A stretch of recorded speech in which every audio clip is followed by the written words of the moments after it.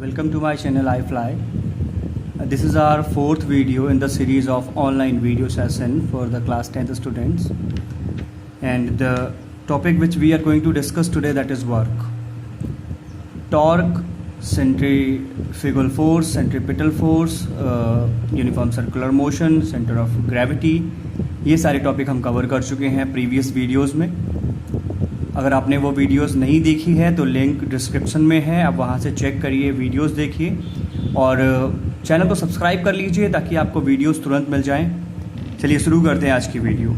So that is the topic work which we are going to discuss. Class 10th ICSE board के लिए video की preparation हो रही है तो उसी का सिलेबस को हम फॉलो कर रहे हैं. वर्क से रिलेटेड क्या चीज़ें बोर्ड में पूछी जाती हैं पहले ये जान लेते हैं, फिर डिटेल में चलते हैं वर्क के साथ में. Definition, formula, SI and CGS units, relation between the units और रीजनिंग बेस्ड क्वेश्चन पूछे जाते हैं. Different kind of work we have, उनसे रिलेटेड 1 मार्क्स क्वेश्चन और फिर न्यूमेरिकल्स. तो आज हम वर्क को कंप्लीट करेंगे, उसके बाद में एनर्जी को, पावर को, and then will provide you the complete numericals based on these 3, work, energy and power. Okay, so पहले डेफिनेशंस जो रिटन में आपके लिए प्रोवाइड की गई हैं उनको पढ़ लेते हैं, उसके बाद में फिर मैं एक्सप्लेन करता हूँ. ओके, सो दिस इज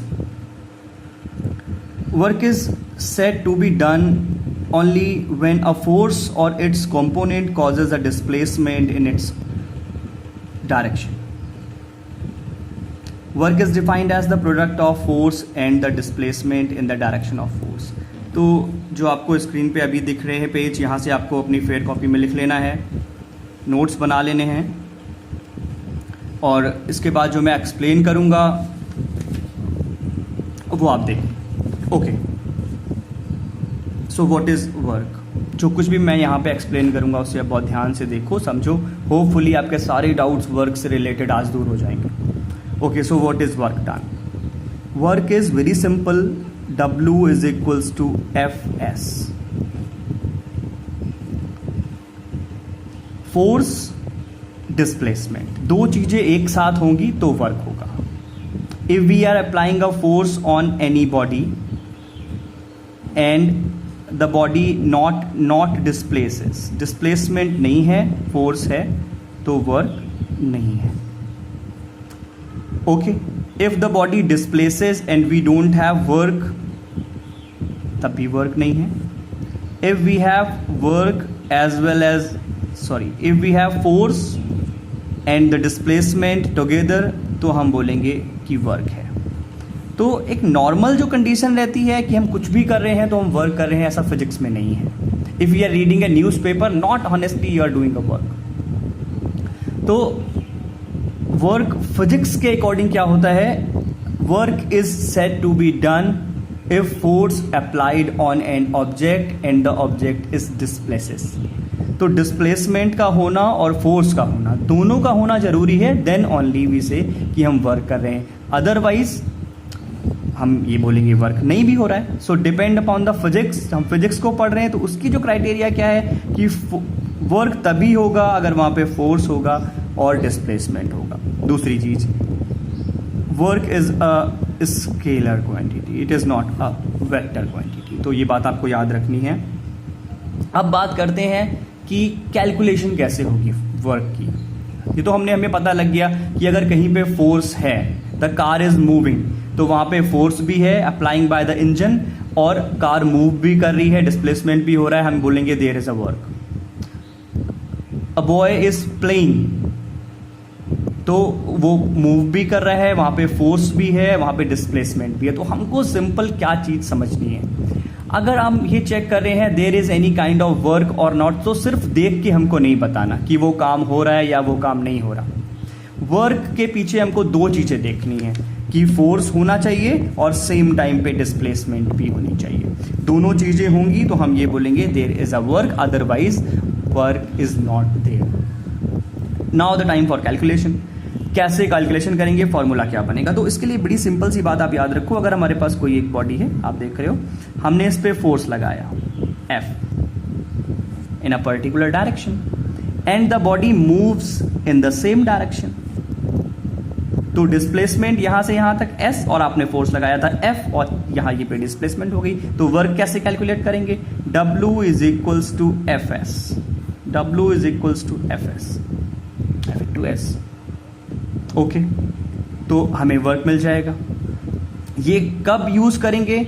जब हमारे पास फोर्स की डायरेक्शन और डिस्प्लेसमेंट की भी डायरेक्शन, दोनों की डायरेक्शन सेम होगी। नोट्स में ये बात लिखी हुई है, फोर्स की डायरेक्शन और डिस्प्लेसमेंट की डायरेक्शन, दोनों की डायरेक्शन सेम होगी तो हम फॉर्मूला यूज करेंगे W is equals to F S. क्या ऐसा भी हो सकता है कि आप फोर्स कहीं और लगाओ और बॉडी मूव कहीं और हो? देखो, अगर हमने किसी आप देखो यहां पर ये मोबाइल है और इस पे मैं फोर्स लगा रहा हूं और किधर जा रहा है? जिधर मैं फोर्स लगा रहा हूं उधर ही जा रहा है। कैसा वर्क कैसे लगाएंगे formula? W equals to F S. क्यों लगाएंगे? क्योंकि जहां पर हम फोर्स लगा रहे थे, जिस डायरेक्शन में फोर्स लगा रहे थे, ऑफ कोर्स उसी डायरेक्शन में हमारी बॉडी मूव कर रही थी। Means the displacement and the force both are in the same direction. Formula will use W equals to F S. F की वैल्यू, एस की वैल्यू हम वहां पे लिख देंगे। अब हम देखते हैं वो कंडीशन जब हम फोर्स कहीं पे लगाएंगे और बॉडी का मूवमेंट अलग होगा। एग्जाम्पल, आपने ट्रॉली बैग यूज किया। ट्रॉली बैग में क्या करते हैं? ट्रॉली बैग की बात करें तो कुछ इस तरीके से रहता है। इस डायरेक्शन में आप फोर्स लगाते हैं और ट्रॉली मूव करती है इस डायरेक्शन में, ये व्हील से। This is the direction of force and this is the direction of displacement. Force इस डायरेक्शन में है, ट्रॉली इस डायरेक्शन में नहीं जा रही है, ट्रॉली इधर जा रही है। तो जब कभी भी ऐसा होगा कि फोर्स की डायरेक्शन और डिस्प्लेसमेंट की डायरेक्शन, दोनों की डायरेक्शन सेम नहीं होगी और आपसे बोलेगा फाइंड आउट द वर्क, तो हम एफ एस यूज नहीं करेंगे। क्यों नहीं यूज करेंगे? बिकॉज वहां पर हमारे पास एक एंगल आया हुआ है थीटा। किसके किसके बीच में वो एंगल है? फोर्स और डिस्प्लेसमेंट के बीच में एंगल। मैं क्लियर बना देता हूं यहां पे, that is S and this is F और इन दोनों के बीच में है एंगल थीटा। ओके, तो हम क्या करेंगे कि हमारे पास जो ये फोर्स आया है एफ थीटा के साथ, इसको हम रिजॉल्व करेंगे और रिजॉल्विंग दिस फोर्स हम इसके दो कंपोनेंट बनाएंगे, एक इस तरफ और एक इस तरफ। एक एस की डायरेक्शन में जो हमारे पास फोर्स आएगा, because theta is with S, तो ये हो जाएगा एफ कॉस थीटा और यहां पर हो जाएगा एफ साइन थीटा। हम एस के साथ में एफ के दो कंपोनेंट बन गए, एक इसको ऊपर की तरफ ले जाना चाहता है एफ साइन थीटा, उससे हमारा कोई मतलब नहीं हुआ। Clear? Because we are dealing with displacement, तो डिस्प्लेसमेंट तो ऊपर हो नहीं रहा, डिस्प्लेसमेंट इधर हो रहा है। कौन सा फोर्स इसे डिस्प्लेस कर रहा है? F cos theta. तो एफ कॉस थीटा के साथ में जो डिस्प्लेसमेंट होगी वो दोनों को हम क्या ले लेंगे? वर्क निकालने के लिए। तो W is equals to F S, ये फॉर्मूला हमने पहले पढ़ा और एफ हमारा कितना है? F cos theta dot S. तो अब हमारे पास जो फॉर्मूला बन गया है वो क्या है? W equals to F cos theta S. तीनों किसमें है? मल्टीप्लीकेशन में, F cos theta into S. तो याद रखो, अगर हमारे पास में दो बॉडीज, एक बॉडी है उस पर आप फोर्स लगा रहे हैं एफ और वो बॉडीज उसी डायरेक्शन में मूव कर रही है जिस डायरेक्शन में आप फोर्स अप्लाई कर रहे हैं, तो हम फॉर्मूला यूज करेंगे W equals to F S, force applied displacement when the direction of F and S is same. Second, अगर हमारे पास ऐसा केस आ रहा है जिसमें हम फोर्स लगा रहे हैं और उस डायरेक्शन में बॉडी मूव नहीं कर रही, body is moving in other direction, आप देखो यहाँ पे F is in this way and S is in acting in this particular side, तो यहाँ पर सिचुएशन क्या बन रही है? F and S both are in different directions, तो हम कौन सा फॉर्मूला यूज करेंगे? W equals to F cos theta S when the direction of force and S does not same. Okay, so this is all about कि work क्या होता है, calculate कैसे करेंगे। Next is types of work done, या आप बोलो special cases of work done, different kind of work done. ये आपको ध्यान से समझना है, ये तीन चीजें बहुत इंपॉर्टेंट हैं। Different kind of work done, तो हमने वर्क को तीन कैटेगरी में डिवाइड किया है। First is positive work, negative work and zero work. इन तीनों को हमको अलग अलग समझना है। पॉजिटिव वर्क क्या होता है, आपको बस कंडीशन को याद रखना है कि आपने अलग अलग तरीके से वर्क को देखा, और अब आपसे पूछा जा रहा है this is which kind of work, positive, negative और जीरो। तो आपको कंडीशन को याद रखते हुए उसको अप्लाई करना है और देखना है कि किस तरीके का वर्क है। Okay, first is positive. किसको बोलते हैं पॉजिटिव वर्क डन? सबसे पहले who does the work? Answer is force does the work. कौन करता है वर्क? फोर्स करता है। कब पता लगता है कि फोर्स ने वर्क किया? जब हमको डिस्प्लेसमेंट भी मिलती है, फोर्स के साथ में डिस्प्लेसमेंट भी मिलती है, तो हम क्या बोलते हैं? There is a work. Work is done by the body, work is done on the object, कुछ भी आप बोलेंगे depending upon the situations. What is the condition for positive work?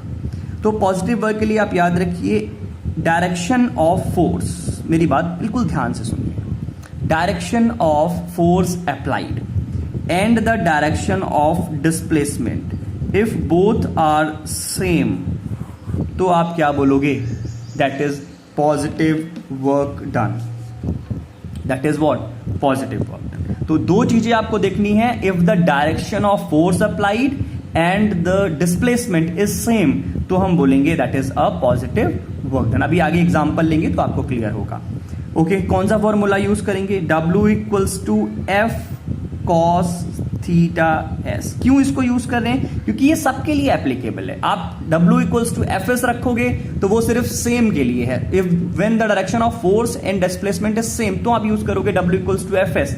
लेकिन अगर आप F cos theta S use करते हो तो वो किसी भी सिचुएशंस के लिए एप्लीकेबल है। हम देखो यहां पर यूज कर रहे हैं एफ कॉस थीटा एस। आप बोलोगे sir W equals to F S गलत है। नहीं, वो सही है, but on the particular situation that is right. अगर सिचुएशन बदलेगी तो वो वहां पे फिर एप्लीकेबल नहीं होगा। But if you are dealing with F cos theta S तो वो सबके लिए एप्लीकेबल है। कोई भी आप वहां पे सिचुएशन हो, आपको समझ वो हैंडल होगी उससे एफ कॉस थीटा एस के साथ में अप्लाई करते हैं।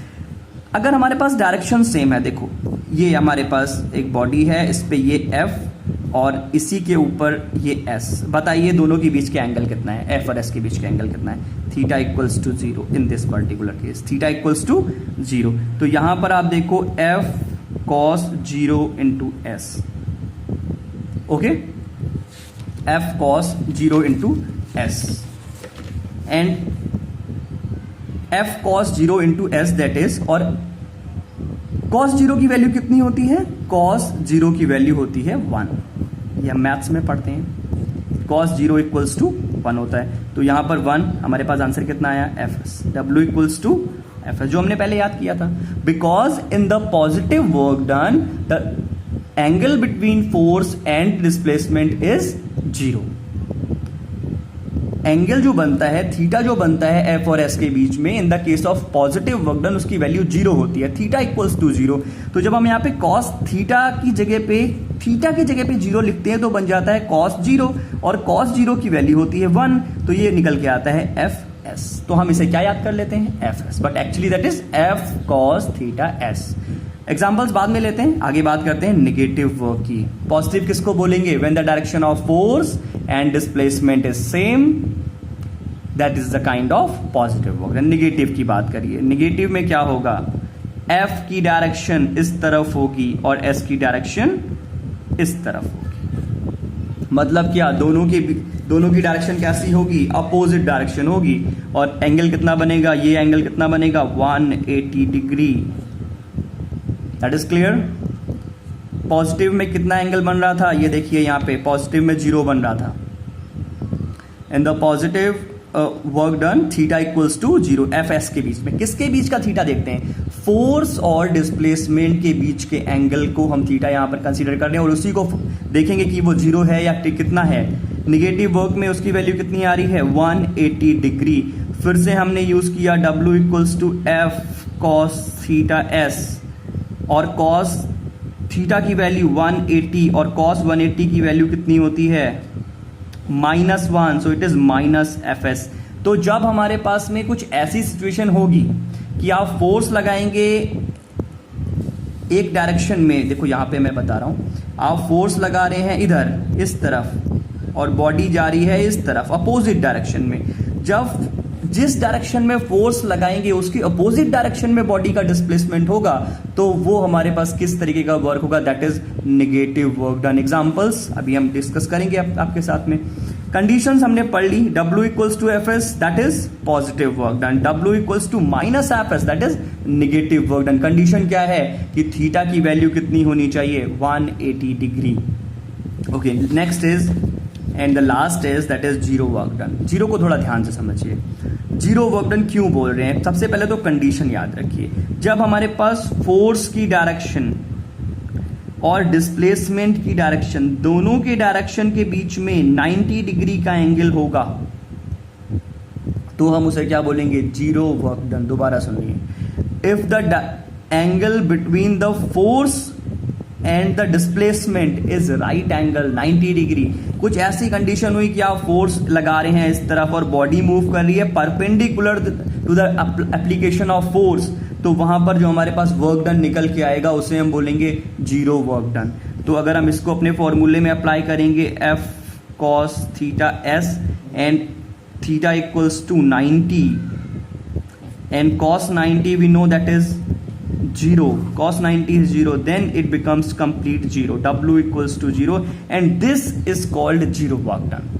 इस पर्टिकुलर सिचुएशन में हम ये बोलते हैं this is one kind of zero work done। तो हमें फटाफट से तीनों के डिटेल्स जो आपको फेयर कॉपी में लिखने हैं मैं दिखा देता हूं आपको।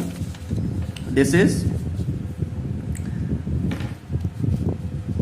Okay, positive work, zero work, negative work। Positive work when the displacement is in the direction of force applied, zero work when the displacement is normal to the direction of applied force, and negative when the displacement is in the opposite direction of applied force। Okay, so this is for writing purpose। Now next is the examples for this positive, negative and zero work done। चलिए फटाफट से examples देख लेते हैं। तो सबसे पहले positive work के लिए example, work done by a coolie lifting a load from ground to his head. अगर कुली वेट को जमीन से उठा के अपने सिर पे रख रहा है, नीचे से उठा के सिर पे रख रहा है, तो वो किस तरीके का वर्क कर रहा है। देखो, ऐसा हो सकता है कि एक ही टाइम पे एक बॉडी के ऊपर more than two forces applicable हो, तो हम एक पर्टिकुलर फोर्स को देखते हैं कि उसका क्या रिस्पॉन्स है। अगर आप इसकी बात करो, work done by a coolie, work done by a coolie. देखो, अगर आप किसी वेट को ऊपर की तरफ उठा रहे हो तो आप उसके ऊपर फोर्स लगा रहे हो in the upward direction, same time gravity उस पर फोर्स लगा रही है डाउनवर्ड डायरेक्शन। तो विद रिस्पेक्ट टू ग्रेविटी अगर हम चेक करेंगे और अगर आप किसी को उठा रहे हो, एग्जांपल के तौर पे देखो मैं इस मोबाइल को ऊपर की तरफ उठा रहा हूं, तो मैं कैसा वर्क कर रहा हूं, पॉजिटिव या निगेटिव। तो चेक क्या करेंगे कि मेरी फोर्स की डायरेक्शन और बॉडी के डिस्प्लेसमेंट की डायरेक्शन क्या है। I am applying force upward, body is moving in upward direction, तो इस बॉडी पे मैं क्या कर रहा हूं, पॉजिटिव वर्क डन कर रहा हूं, because the direction of force and the displacement of a body is same, that's why it is a positive. Same time पे जब मैं इसको ऊपर की तरफ उठा रहा हूं तो इस पे ग्रेविटी नीचे की तरफ एक्ट कर रही है। तो अगर with respect to gravitational force हम चेक करेंगे तो हमें कैसा वर्क डन मिलेगा, चेक करके देखते हैं। देखो, बॉडी जा रही है ऊपर की तरफ और उसकी सेम टाइम पे फोर्स कहां पे लग रहा है, नीचे की तरफ। ग्रेविटी तो फोर्स लगा रही है ना कंटिन्यूअस इन डाउनवर्ड डायरेक्शन, और बॉडी ऊपर की तरफ जा रही है। तो अगर उस टाइम पे हम with respect to gravity check करेंगे, so will get negative work done, because the direction of force of gravity and the direction of a movement of your body that is mobile, that is opposite. दोनों एक दूसरे के opposite है। देखो, gravity नीचे की तरफ और मोबाइल जा रहा है ऊपर की तरफ, so that is what, negative work done with respect to what, gravity, gravitational force. लेकिन अगर मेरे फोर्स की बात करोगे तो मेरा फोर्स ऊपर की तरफ लग रहा है, मोबाइल भी ऊपर की तरफ जा रहा है, सो that is what, that is positive work done. तो हमको दोनों चीजें ध्यान में रखनी है। एक टाइम पे किसके रिस्पेक्ट में बात हो रही है, इसको हमें ध्यान में रखना है। So work done by a coolie in lifting a load, देखो बात हो रही है lifting a load from ground to his head. तो हमको जो चीज पूछी जा रही है हम उसको ध्यान में रखेंगे, जो कॉन्सेप्ट समझाया जा रहा है उसको ध्यान में रखेंगे और अपना आंसर देंगे। ये नहीं कि सारा कुछ हमने एक साथ में मिला देना है। जो चीज आपसे पूछी जा रही है और जो अपने कॉन्सेप्ट को पढ़ा हुआ है उसके साथ आप अप्लाई करो, अपनी कंडीशंस को फुलफिल करो। Free fell of a body under gravity. देखो सेम टाइम पे अभी हम बात कर रहे थे कि ऊपर की तरफ किसी बॉडी को ले जा रहे हैं, तो हम कौन सा फोर्स लगा रहे हैं, ऊपर की तरफ बॉडी मूव कर रही है, ऊपर की तरफ कैसा वर्क डन है, पॉजिटिव। अब हम इसी बॉडी को ऊपर की तरफ ले जा रहे हैं, ऊपर की तरफ ले जा रहे हैं और उस टाइम पे ग्रेविटी नीचे की तरफ लग रही है, तो with respect to gravity that is negative work. क्यों? बॉडी ऊपर की तरफ जा रही है, ग्रेविटी नीचे की तरफ एक्ट कर रही है, तो ग्रेविटी कैसा वर्क कर रही है इसके ऊपर, ग्रेविटेशनल फोर्स जो एक्ट कर रहा है वो कैसा वर्क कर रहा है, नेगेटिव। आप कैसा वर्क कर रहे हो अगर आप इसे ऊपर ले जा रहे हो तो पॉजिटिव। दैट इज क्लियर ना। और तीसरी चीज देखो, अगर हमने ऊपर से इसको छोड़ दिया, अगर हमने ऊपर से इसको ऐसे नीचे की तरफ छोड़ा कैप को, तो क्यों नीचे गया, because the gravity is acting on the body and the direction of that is towards the centre of the earth, नीचे की तरफ डाउनवर्ड्स, तो वो उसे नीचे की तरफ ले गई और कैप क्या ऊपर की तरफ गया, वो भी तो नीचे जा रहा है। तो अगर नीचे की तरफ ग्रेविटी लग रही है और कैप भी नीचे जा रहा है, तो उस टाइम पे कैसा वर्क हो रहा है, पॉजिटिव वर्क डन। तो आज के जो वीडियो है इसमें सबसे इंपॉर्टेंट बात क्या है कि आप पॉजिटिव, नेगेटिव और जीरो को अलग अलग समझ सको, अलग अलग आपके दिमाग में हो कि हाँ ये जीरो है, ये नेगेटिव है, ये पॉजिटिव है। वीडियो एंड तक आप देखो, अगर फिर भी आपको कोई डाउट प्रॉब्लम है तो आप कमेंट करो, कोई प्रॉब्लम नहीं है। फिजिक्स धीरे धीरे आपको समझ में आएगी, ये नहीं कि बस एक ही लेक्चर में आप सब समझना चाहते हो, बिल्कुल आपको समझ में आएगा एक ही लेक्चर में। लेकिन जब आप आज की चीज कल फिर पढ़ेंगे, परसों फिर पढ़ेंगे, तो आपको धीरे धीरे ज्यादा समझ में आएगा। सो पेशेंस रखो, पढ़ते रहो, आपको समझ में सारा कुछ आएगा। ओके, सो 2 एग्जाम्पल हमने देख लिए पॉजिटिव वर्क डन के। आगे चलते हैं नेगेटिव वर्क पे। When a body throne upwards, वही बात देखो अभी हमने जो डिस्कस की, अगर आप किसी चीज को ऊपर की तरफ फेंकते हो तो आप उसके ऊपर कौन सा वर्क कर रहे हो। आप अगर उसे ऊपर की तरफ फेंक रहे हो तो आप तो पॉजिटिव कर रहे हो, बिल्कुल समझने वाली बात है। When a body throne upward का मतलब ये नहीं कि अगर आप किसी बॉडी को ऊपर की तरफ फेंक रहे हो तो आप उस पर नेगेटिव वर्क कर रहे हो, नहीं, आप तो पॉजिटिव कर रहे हो। क्यों? बिकॉज आपने ऊपर की तरफ उस फोर्स पे, उस बॉडी पे फोर्स लगाया और बॉडी ऊपर की तरफ भी, that is positive work done. लेकिन same time with respect to gravity अगर आप चेक करोगे, आपने एक बॉल को ऊपर की तरफ फेंक दिया, तो जब बॉल ऊपर की तरफ जा रही है उसको नीचे की तरफ एक फोर्स अप्लाई हो रहा है, दैट इज ग्रेविटी, और बॉल जा रही है ऊपर की तरफ। तो उस पर्टिकुलर सिचुएशन में जब बॉल ऊपर की तरफ जा रही है, क्या बोलेंगे, that is negative work done by gravity. Okay, next is when brakes are applied on moving vehicle. चलती हुई गाड़ी पे जब आप ब्रेक लगाते हैं तो ब्रेक कौन सा वर्क करते हैं। देखो, जब कार हमारी मोशन में है या कोई भी बॉडी हमारी मोशन में है, तो जब आप उस पर ब्रेक लगाते हैं तो आपका पहिया इस तरफ गोल घूम रहा है, बॉडी को आगे की तरफ लेके जा रहा है। तो अगर आप उसको सेम डायरेक्शन में फोर्स लगाओगे तो कार तो और आगे जाएगी। आप जिस डायरेक्शन में कार की मोशन है उसके अपोजिट डायरेक्शन में फोर्स लगाओगे तब वो रुकेगी। और जब हम ब्रेक लगाते हैं तो कुछ ऐसा ही होता है, brakes apply the force in the opposite direction to the car. जिस डायरेक्शन में कार मूव कर रही है उसके अपोजिट डायरेक्शन में वो ब्रेक्स अप्लाई करते हैं फोर्स को। लेकिन जब ब्रेक लगाया जाता है, इसको थोड़ा सा एक रफ पेपर पे समझ लेते हैं।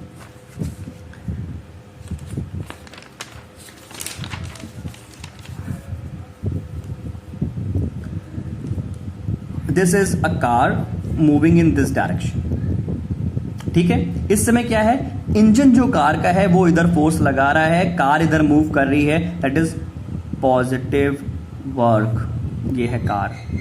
अब क्या हुआ, कार इधर जा रही है, आपको रोकना है, तो क्या आप इधर की तरफ फोर्स लगाओगे? नहीं, इधर की तरफ लगाओगे तो कार तो और आगे जाएगी। हम इसके अपोजिट डायरेक्शन में फोर्स लगाते हैं इधर। और कौन लगाता है?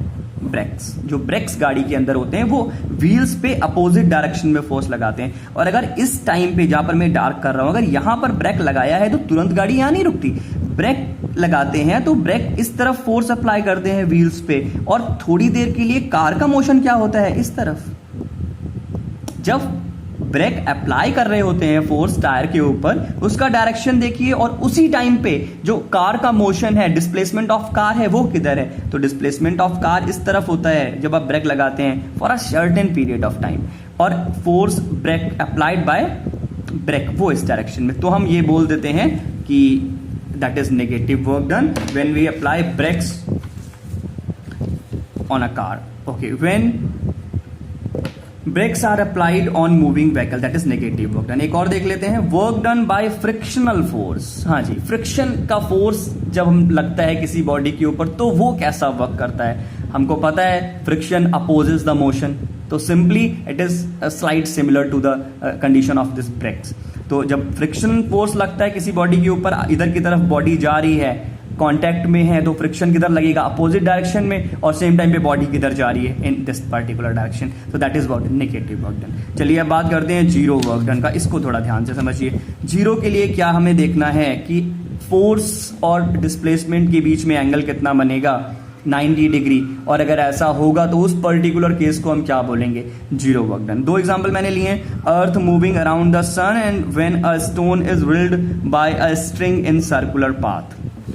दोनों को समझ लेते हैं। देखिए, ये हमारे पास सन है और ये अर्थ है और ये ऐसे गोल घूम रहे हैं, ठीक। गोल घूमने के लिए हमने अभी लास्ट वीडियो में एक चीज पढ़ी है, uniform circular motion, circular motion. तो सर्कुलर मोशन के लिए सबसे इंपॉर्टेंट चीज क्या होती है, सेंट्रीपिटल फोर्स, जो उसे गोल घुमाता है। तो इस पर्टिकुलर केस में, अर्थ और सन के केस में, सेंट्रीपिटल फोर्स कहां पर लगता है, सन लगाएगा बॉडी के ऊपर टूवर्ड्स द सेंटर, तो ये फोर्स हो गया।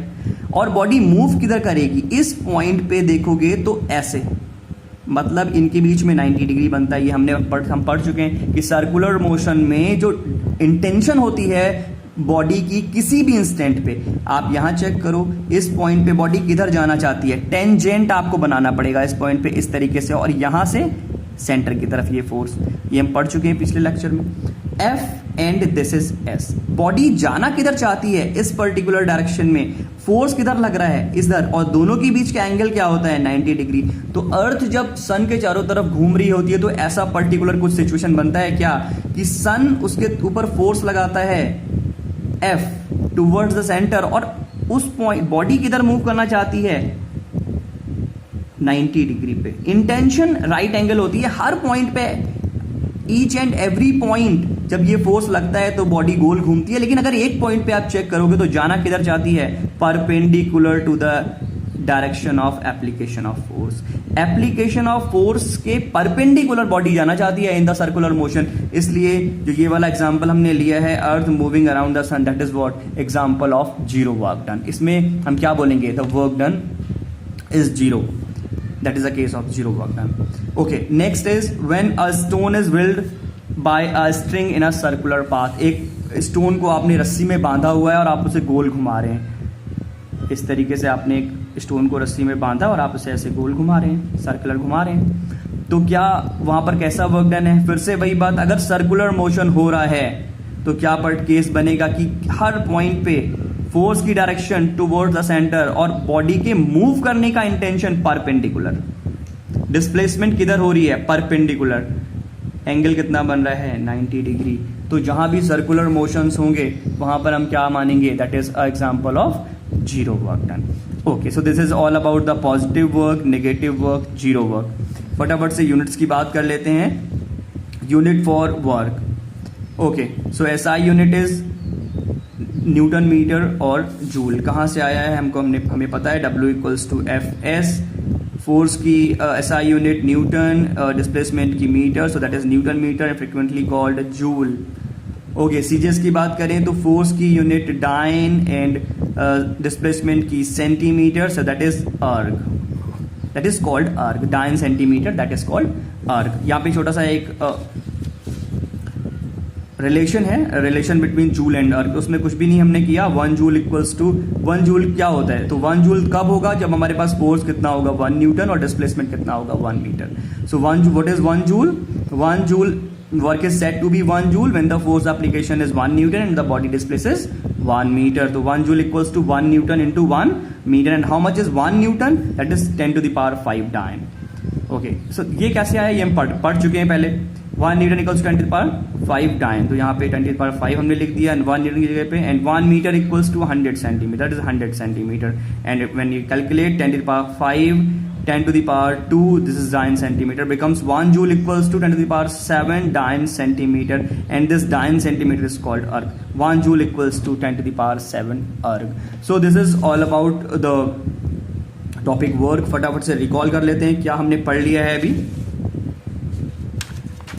वर्क में डेफिनेशन हम हो गई, हमारे पास फॉर्मूला हमने पढ़ लिया, 2 फॉर्मूले हैं F S and F S cos theta, और यू में से एफ कॉस थीटा एस, और एक डायरेक्शन सेम होगी तो एफ एस अलग डायरेक्शन होगी एफ कॉस थीटा एस, और एफ कॉस थीटा आप ऐसा कहीं पर भी यूज कर सकते हो, सेम के लिए भी, अगर सेम नहीं है तब भी थीटा की वैल्यू आपको बस वहां पे लिखनी है, एफ की वैल्यू एस की वैल्यू होगी। Positive work, negative work, zero, हम तीनों की कंडीशन पढ़ चुके हैं। कब होता है पॉजिटिव? एफ और एस की डायरेक्शन सेम होगी, थीटा की वैल्यू 0 होगी तो पॉजिटिव वर्क डन। जीरो कब होगा? एफ और एस दोनों के बीच में थीटा 90 degree means perpendicular, displacement perpendicular to the application of force, तो वहां पर हम क्या बोलेंगे? That is zero work. And negative when the direction of force and the direction of displacement is opposite to each other. So this is all about the video lecture for today itself. तो ये हमने work आज cover कर लिया है। आपको कोई भी डाउट है, प्रॉब्लम है तो आप कमेंट करो, और वीडियो ध्यान से देखो, समझो, वर्क अपना इससे आप कंप्लीट करो, नोट्स बनाओ और प्रिपरेशन करते रहो फिजिक्स के लिए।